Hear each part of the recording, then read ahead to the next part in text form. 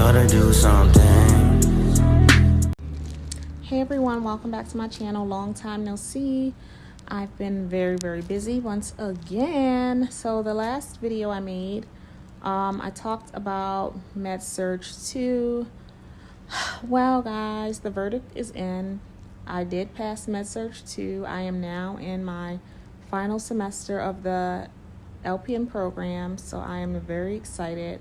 I start on Monday. We had a 2-week break, so today is Tuesday, and then I go back next Monday.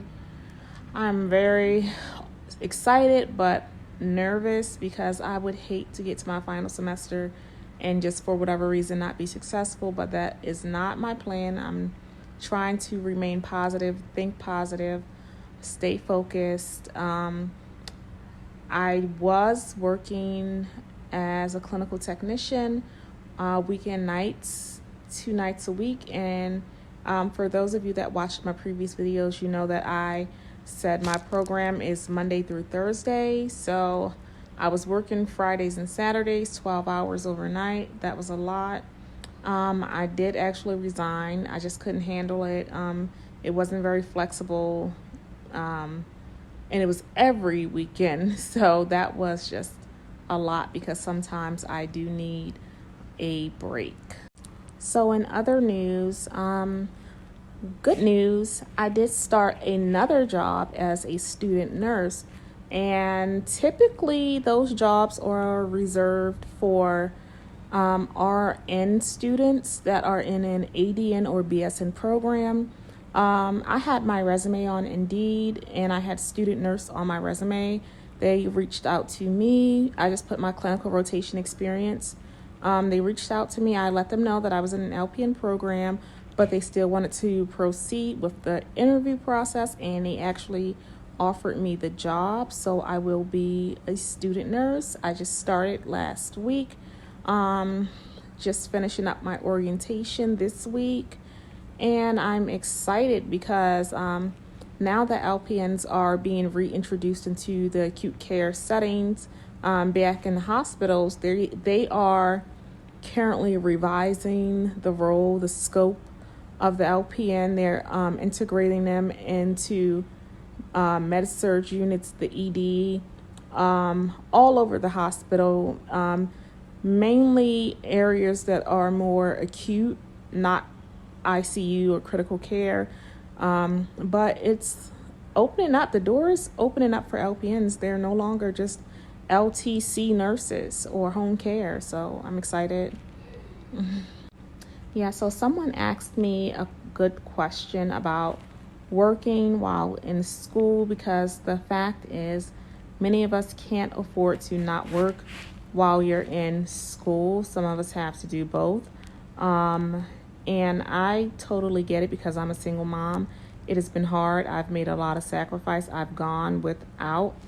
I'm actually facing a very difficult situation as I finish off my last 2 months of school. I'm in a process of having to move just because I couldn't keep up with my bills on my own, being a single mom, not making enough money. It's kind of bittersweet because I hate that I have to move, but at the end of the day, I'm making a sacrifice because I know that in a couple of months, I'll be able to sustain, I'll be able to support myself, I'll be able to save money, and I'll be able to move into a new place. So right now, I am going to move in with my aunt, and I'm putting my things in storage, and I'm just going to focus on finishing up these last couple of months of school, because I don't want to get distracted. I don't want to get depressed. I don't want to be overwhelmed.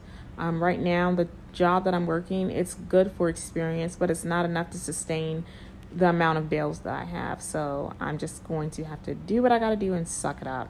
So yeah, if you do come across that situation, I would just suggest prior to you entering nursing school, try to save as much money as you can. Get your hours in and put money away, because there are going to be expenses and you're not going to be able to work as much. Some people have remained working, I'm not going to lie, full time, but a lot of those people have struggled. Some of those people have failed out. It's going to be very, very tough. Not that it's not doable, but you just have to find a way that it works for you and make sure that you're able to get in a good amount of studying, because you don't want to be going to school in vain. And the goal is to finish the program. I mean, I know we have bills and, you got to support yourself, but, just imagine if you just put, those sacrifices, and you just make those sacrifices, and then in a year you can, be finished school and you can have a better way of supporting yourself and your family. So that's how I'm trying to think of it. The student nurse position is like PRN, so it's flexible to my school schedule. They know I'm in school. I can come in and do like 4 hours, 8 hours, however I want to work. So that's why I picked this position, because it's good for me. So if you can find something like that. So now I'm like, my CNA is about to expire at the end of June, and then I'll be finishing up my program at the end of July. So I was like, I really don't want to renew my CNA, but I'll see, because then I won't be able to work if I don't renew my CNA. And then right after that, I have to pay, like I said, money is tight. Then I'll have to pay for expenses to take the NCLEX, which is about $200. I have to save my money. I have to pay for my pinning ceremony. We have fees. I'm going to have the dress and the hat and everything they want us to wear for the pinning ceremony. Just getting prepared to take NCLEX, whatever fees I have to pay the state board. So I'm just like, do I really want to pay for this CNA? Then I got to turn right around and pay all these fees. And I know $40 doesn't sound like a lot, but when you're on a budget, babe, it can be like, yeah. Because I'm honestly thinking of taking that last month and just like not working so I can study for NCLEX and get prepared to take my boards, because I want to take them as soon as possible while it's fresh in my mind. I want to get my license. And so as you go into, if you want to be an LPN, just be prepared for some people with bias and negative views about LPNs, because while I was doing my hospital orientation, there were just topics that were brought up, and some RNs do not want to work with LPNs. They feel like they don't know the scope of practice of an LPN. Like, one RN was like, well, what do LPNs do in the ED? Are they like a tech or whatever? Like, they can't, do this and that. And, they had to explain, like, what the scope of an LPN is. And it's pretty broad. The only things that LPNs can't really do is an initial assessment.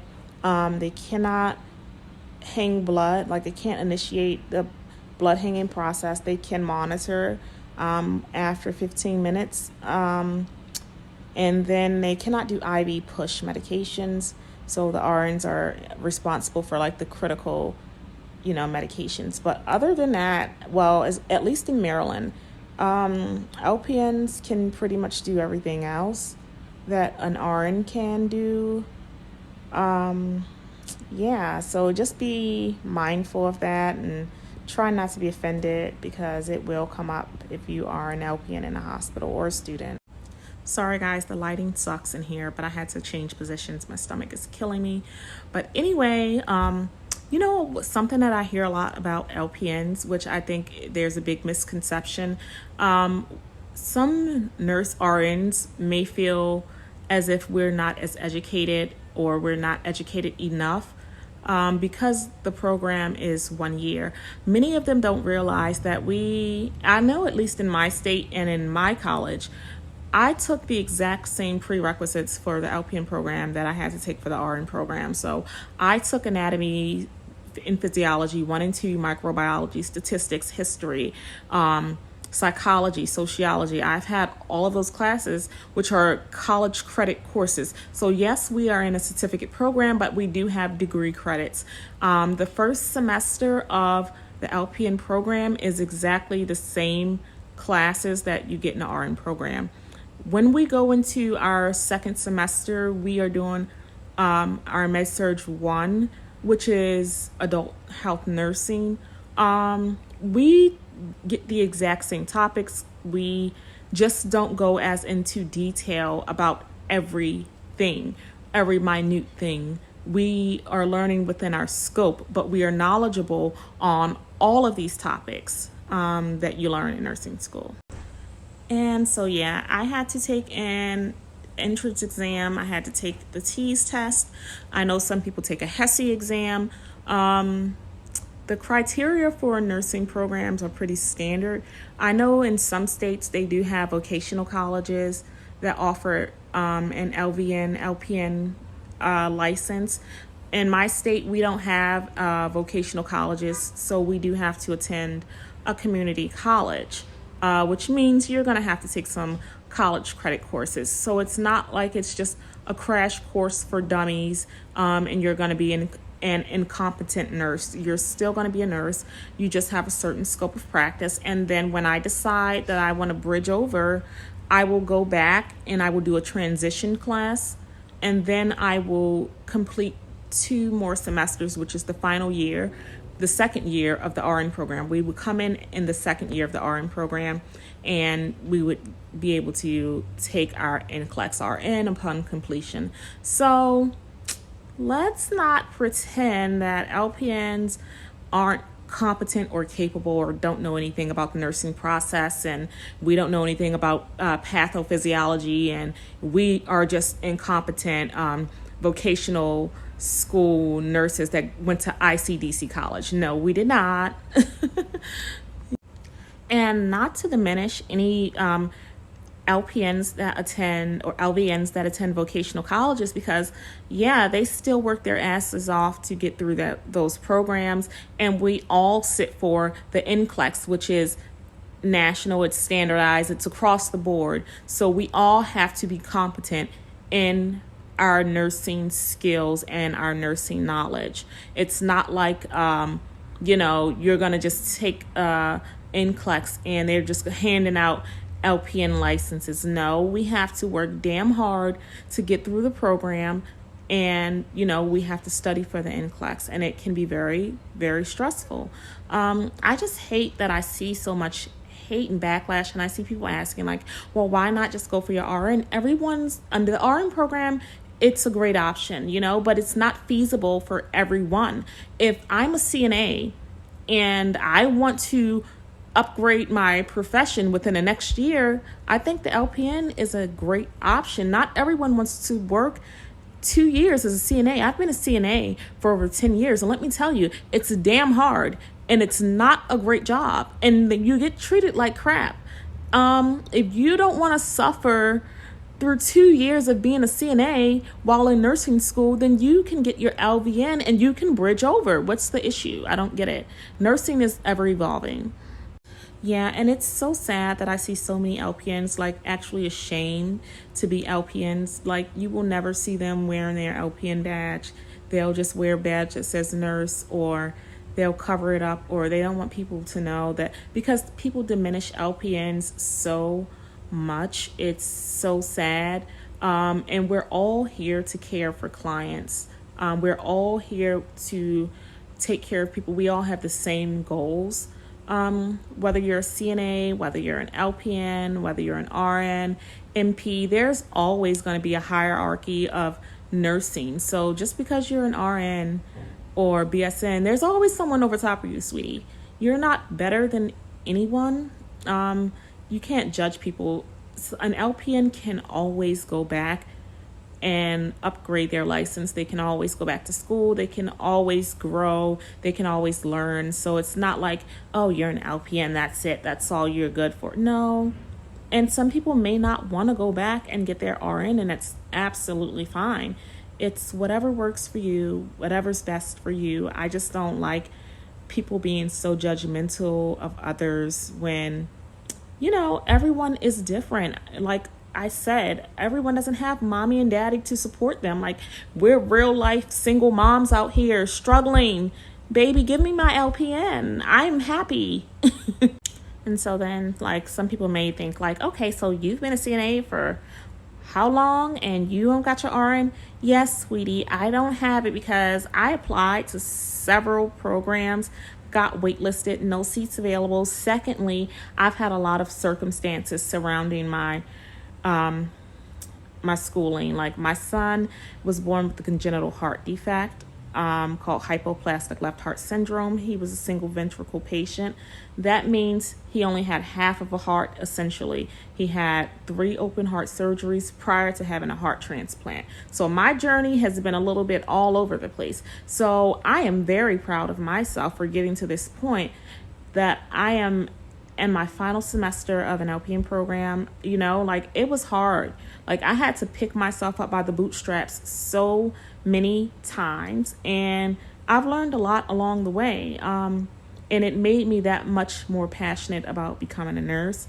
It made me knowledgeable. I know a lot about cardiac. I know a lot about the cardiac meds. I spent a lot of time in the ICU with my son, and now, you know, going through nursing school, I learned about the nursing process and, you know, disease process and interventions and things like that. So I'm very proud of myself. No one can diminish my accomplishments because no one walked my shoes. You know, they're not my shoes.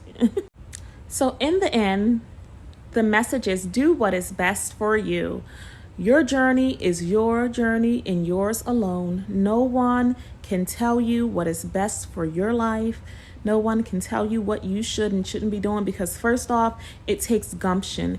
It takes the get up and go attitude to even, you know, go to nursing school, to complete those prerequisites, to take that entrance exam. You have gumption. You have will. Where there's a will, there's a way, sweetie. Okay, you are trying to change your life for the better, and no one is living your life but you. You know, some people have egos. Some people have superiority complex. That's on them. You know, you do you. I'm going to do me, and we're going to do us, and we're going to be nurses regardless. You understand? I'm just here to encourage anyone that wants to go for their goals to go ahead and do what you got to do. And if you can go for your RN right away, that is a blessing. Go do it. You know, many of us would love the opportunity to go for our RNs right away, but that's just not the case for everyone. And, you know, some people have to, you know, do one step at a time, and hey, it is what it is. I'm so glad that you guys are here with me on my channel, on my journey. Y'all gonna see me at that penance ceremony. I'm about to start peds, and I'm gonna keep y'all posted. See you next time.